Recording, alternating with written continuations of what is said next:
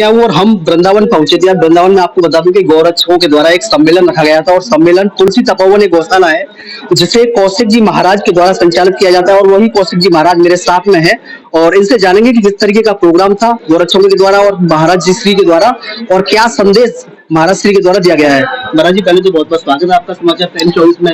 और किस तरीके का आज प्रोग्राम था और क्या संदेश दिया जाए। सबसे पहले तो चैनल का बहुत बहुत सम्मान है। मीडिया के सभी मीडिया कर्मी भाइयों का बहुत बहुत आदर मान और सम्मान।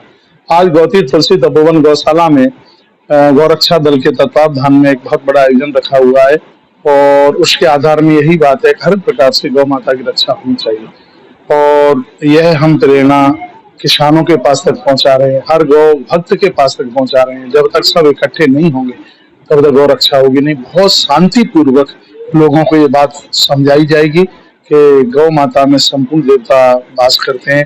गायों को आप खुले मन छोड़िए।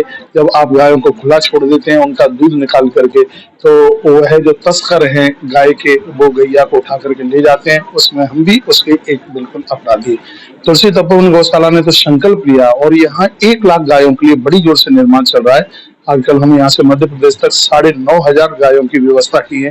गैया को भोजन पानी यहाँ की तो गौ माता की कृपा से बहुत ज्यादा ध्यान दिया जा रहा है। हमारे यहाँ भी सर्दियों में गैया रात को रजाई उड़ती थी और नीचे उसको गद्दा बिछता है। अब गर्मी का टाइम है, जगह जगह कूलर लगा रखे हैं और पंखे लगा रखे हैं।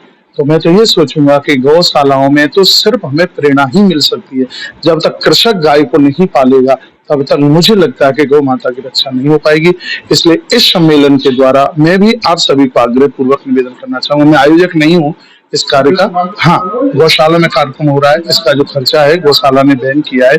इसलिए किसी न किसी प्रकार से गौ माता की रक्षा होनी चाहिए, गौ माता को सुरक्षा मिलनी चाहिए। लोगों को एक प्रेरणा जागे कि गाय में सभी देवता विराजित हैं।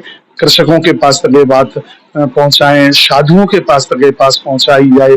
उनके पास मठ है, मंदिर हैं, उनके पास इतने अनुयायी हैं, उनके पास मंदिर हैं, उनके पास बहुत बड़े देवालय हैं, तो उनके पास गाय क्यों नहीं है। मैंने प्रोग्राम में देखा कि काफी दूर दूर से यहाँ पर गौरक्षक आए हुए हैं, उनके लिए क्या समझ। हाँ, पूरे देश से चल के आए, तेलंगाना से चल के आए, हैदराबाद से काफी लोग आए, केरला से चल करके आए। मैं उन सब गौरक्षकों को ये कहना चाहूंगा कि आप अपने जोश में कभी होश न गंवाना।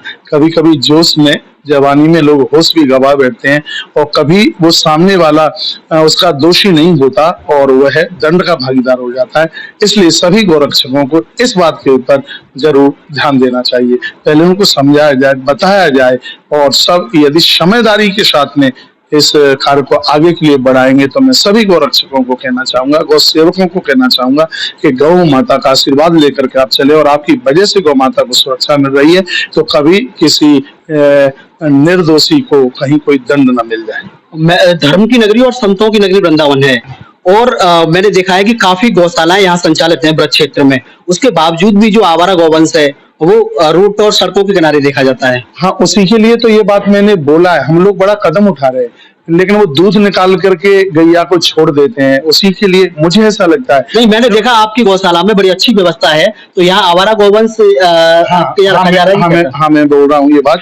हम निर्माण करते हुए आगे के लिए जा रहे हैं और हमने संकल्प लिया है कि ब्रज क्षेत्र में कहीं भी एक गैया सड़क पर नहीं मिलेगी। और अभी हम होली से पहले से गायों को उठाने को जा रहे हैं। गैया जहां घूम रही है, हमने एम्बुलेंस लगा रखी है, गायों को उठाया। गैया आवारा घूम रही है, पन्नियां खा रही है और हम गैया को लोड कर रहे हैं और वो गौ पालक है वो लड़ने के लिए आ रहे, कहते गैया हमारी है। हम उनको कहते हैं भैया गैया तो हमारी है लेकिन तुम दूध निकाल करके इनको छोड़ देते हो, देखिए ये ठीक नहीं है। हमने तो संकल्प लिया है 1 लाख गाय के लिए और 25,000 नंदी के लिए यहाँ पर निर्माण चल रहा है। 210 बीघा जमीन गौ माता की है, बहुत जोर से निर्माण चल रहा है।